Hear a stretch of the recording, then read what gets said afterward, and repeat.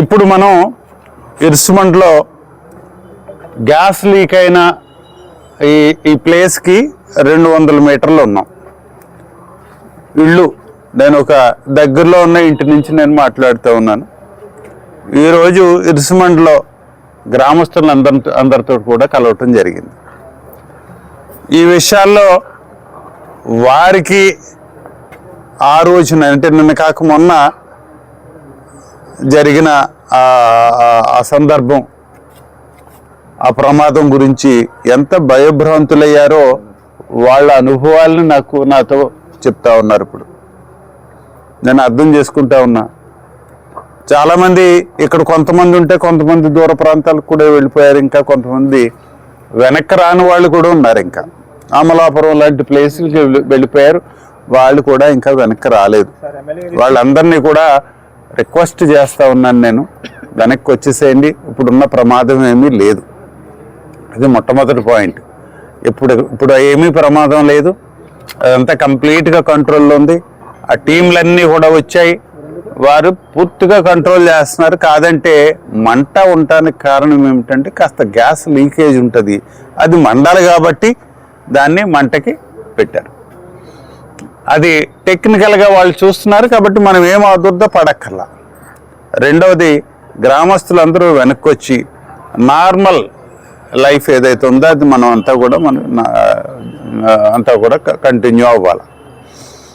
పోతే ఇక్కడ గత 2-3 రోజులుగా చూసినట్టయితే ఎలాంటి పనులు కానీ ఎలాంటి ఇది కూడా లేదు. ఇక్కడ అందరూ కూడా డిస్టర్బ్ అయిపోయారు. ఇక్కడే మనం రిలీఫ్ సెంటర్లు పెట్టాం. ఇక్కడ గుబ్బలపాలెంలో పెట్టాం, అటు లక్కవరంలో పెట్టాం.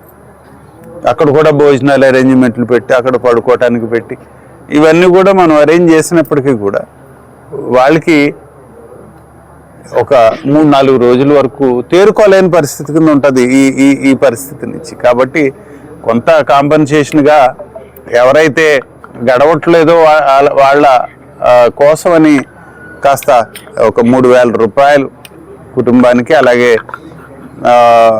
ఒక 50 కేజీల రైసు, 5 నిత్యావసర వస్తువులు ఇవ్వండి అని చెప్పి నేను రిక్వెస్ట్ చేయడం జరిగింది. దానికి ఇస్తా ఉన్నాను. అదే కాకుండా ఇప్పుడు గ్రామస్తుల నుంచి నాకు చెప్పారు, ఇప్పుడు మాకు చాలా ఇబ్బందులు ఉన్నాయి, ఇక్కడ కొంత ఇన్ఫ్రాస్ట్రక్చర్కి సంబంధించి గ్రామ అభివృద్ధికి సంబంధించి కొన్ని విషయాలు మాకు చేయాలి అని చెప్పారు. నేనైతే మీరు వర్కౌట్ చేయండి, ఏమిటది, ఏం చేయాలి, ఖచ్చితంగా నా దృష్టికి తీసుకొచ్చినట్టయితే చేయిద్దాం, ఏమీ ఇబ్బంది ఏం కాదు అని చెప్పాం. ఇంకా మూడవ అంశం ఏమిటంటే, మన నియోజకవర్గంలో రాజోల్లో ఇలాంటి సందర్భాలు ఫ్యూచర్లో రాకూడదు. ఇలాగా రీఓపెన్ చేసే వెల్స్ ఎక్కడ ఎప్పుడు చేస్తారు, ఈ డీటెయిల్స్ అన్నీ మాకు ముందు ఇవ్వాలని చెప్పి నేను అడగటం జరిగింది. అది ఒకటోది. దీనికి సరిపడా సమాచారం లేకుండా, అడ్వాన్స్ ఇన్ఫర్మేషన్ లేకుండా మీరు ఇష్టారాజ్యంగా స్టార్ట్ చేసినట్టయితే ఇది పర్యవసానం. ఈ రోజున మేము ఫేస్ చేస్తున్నాము. మా వాళ్ళందరూ కూడా ఇబ్బందికరమైన పరిస్థితులు. ప్రతి ఒక్కరి ఇంటికి వెళ్ళి నేను మాట్లాడి, బాబు కాస్త సెటిల్ అవ్వండిరా అని చెప్పే పరిస్థితి. మరి ఈ పరిస్థితికి మీరు ఏమన్నప్పుడు చేయగలరా? ఏమీ చేయలేరు. డబ్బులు ఇవ్వటమే దీనికి, లేకపోతే ఇది సొల్యూషన్ కాదు దీనికి. వాళ్ళు ఎమోషనల్గా ఇబ్బంది పడ్డారు ఇక్కడ.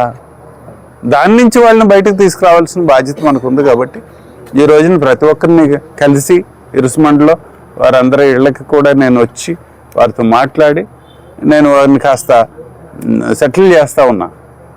ఇది నా బాధ్యతగా నేను ఫీల్ అవుతూ ఉన్నా. అలాగే ఇంకేదైనా అవసరాలు ఉన్నట్టయితే నా దృష్టికి తీసుకురండి, వెళదాం, వెళ్ళి వాడితో మాట్లాడి చేయిస్తానని కూడా నేను చెప్పడం జరిగింది.